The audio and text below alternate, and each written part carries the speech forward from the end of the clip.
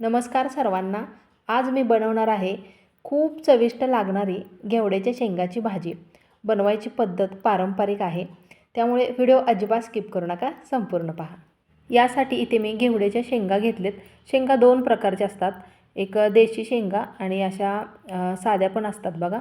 तर आत्ता जी मी शेंग निवडते तो देशी घेवडा आहे। शेंगा निवडताना त्याच्या अशा ज्या काही शिरा असतात ना, त्या शिरा काढायच्या। या रेसिपीचं खास वैशिष्ट्य म्हणजे ही भाजी मी लोखंडी तव्यामध्ये बनवते, त्यामुळे चव तर अप्रतिम लागतेच। आणि लोखंडी भांड्यामध्ये स्वयंपाक बनवल्यामुळे अन्नामध्ये थोड्या तर प्रमाणात लोह मिसळू शकतं, त्यामुळे ते आपल्या शरीरासाठी पण खूप चांगलं असतं। मंद आचेवरती शेंगदाणे भाजून घ्यायचेत, म्हणजे चांगले कडक होतात।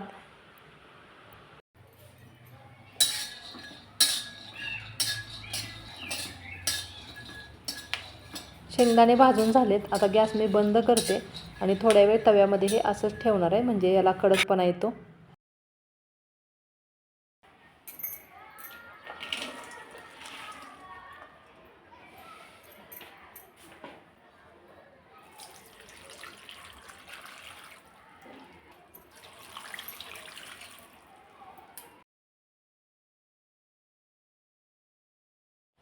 दोन तीन वेळा चांगल्या शेंगा स्वच्छ धुवून घ्यायच्या आणि त्यानंतर मग एखाद्या चाळणीमध्ये वगैरे पाणी नितळावं यासाठी काढून ठेवायच्या।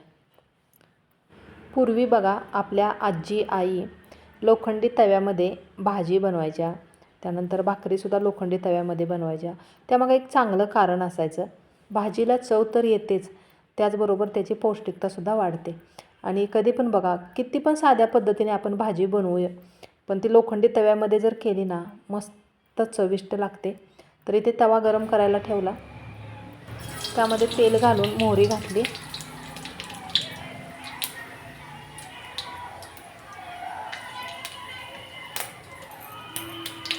मोहरी चांगली तडतडली की जिरे घालायचे।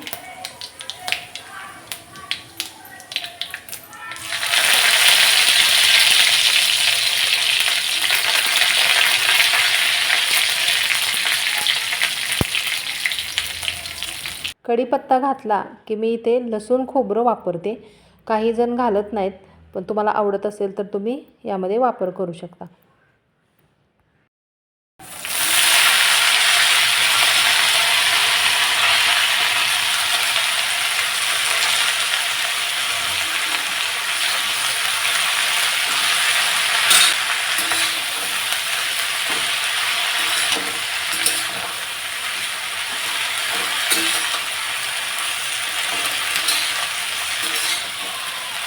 घेवड्याच्या शेंगांना फायबर, जीवनसत्वे आणि खनिजांनी समृद्ध असतात। खूप पौष्टिक असते शेंग। ज्यांना कोणाला आवडत नाही त्यांना अशा पद्धतीने बनवून एकदा खायला द्या, नावडीची शेंगसुद्धा त्यांच्या आवडीची होईल, एवढी चवदार लागते। तर आता व्यवस्थित चांगलं हे मी परतून घेतले, चांगलं एक 2-3 मिनिट।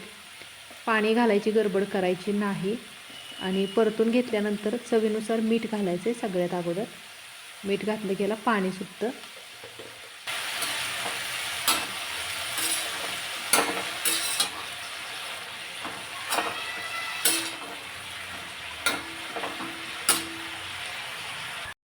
परतून चांगली घेतली आणि त्यानंतर मग एक 3-4 मिनटाकरता यावरती झाकण ठेवायचं। गॅसची फ्लेम कमीच ठेवायची।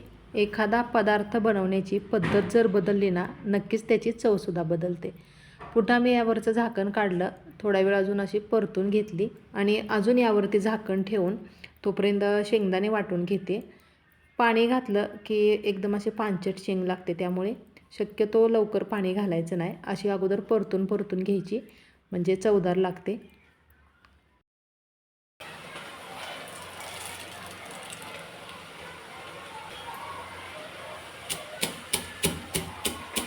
शेंगदाणे कुटताना जरासे जाडसरच कुटून घ्यायचेत, असे एकदम बारीक कूट नाही बनवायचं। तर अशा पद्धतीने हे कुटून घेतलेले आहेत। मीठ घातल्यामुळे शेंगाला थोडंसं पाणी सुटल्यासारखं झालं होतं आणि जरासा मऊपणा पण आला याला, म्हणजे थोडीफार शेंग आपली शिजत आली। तर आता यामध्ये तिखट घालायचे। आता तिखटाचं प्रमाण तुमच्या आवडीनुसार कमी जास्त करू शकता आणि तिखट कोणतंही वापरा तुमच्या आवडीने, तर आपला घरगुती काळा मसाला जो असतो काळं तिखट त्याचा वापर मी ते केलेला आहे.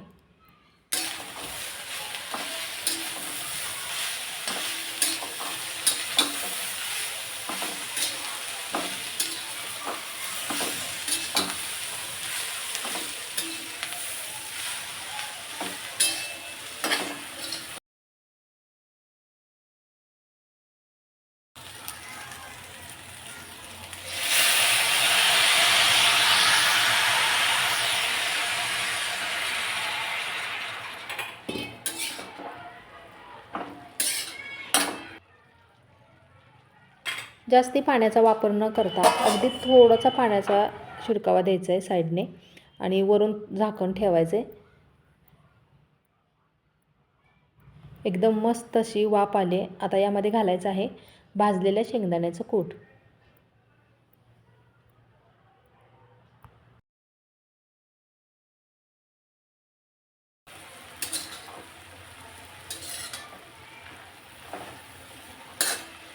मैत्रिणींनो, तुम्ही घेवड्याची शेंग कशा पद्धतीने बनवता किंवा तुमच्या घरामध्ये स्वयंपाक बनवताना लोखंडी कढई किंवा तव्याचा वापर करतात का, हे मला कमेंटद्वारे नक्की कळवा. तर चांगली शेंग बघा मस्त अशी मी परतून घेतली आणि आता गॅसची फ्लेम अगदी कमी ठेवून फक्त 2 मिनटाकरता यावरती झाकण ठेवायचं आहे, कारण आपली भाजी पण व्यवस्थित चांगली शिजली आहे. पण आता यामध्ये शेंगदाण्याचं कूट घातलेलं असल्यामुळे थोडासा एखादा मिनिटभर असंच ठेवायचं आहे मंद आचेवरती.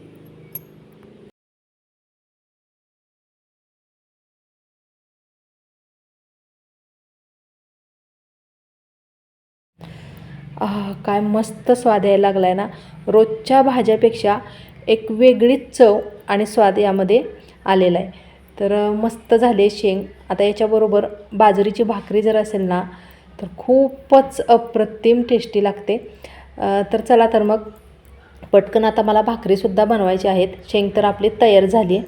आणि रेसिपी कशी वाटली तुम्हाला, थोडीशी जरी आवडली असेल तर प्लीज लाईक करा, शेअर करा आणि चॅनेलवरती जर कोणी नवीन असाल तर आपल्या चॅनेलला सबस्क्राईब करायला मात्र अजिबात विसरू नका. तर इथे तवा गरम करायला ठेवला आहे. आता गरमागरम भाकरी बनवून घेते आणि चला तर मग रेसिपी इथंच थांबवते. लवकरच भेटूया अशाच नवीन एका छानशा रेसिपीसोबत पुढच्या व्हिडिओमध्ये. रेसिपी संपूर्ण पाहिल्याबद्दल खूप खूप मनापासून धन्यवाद.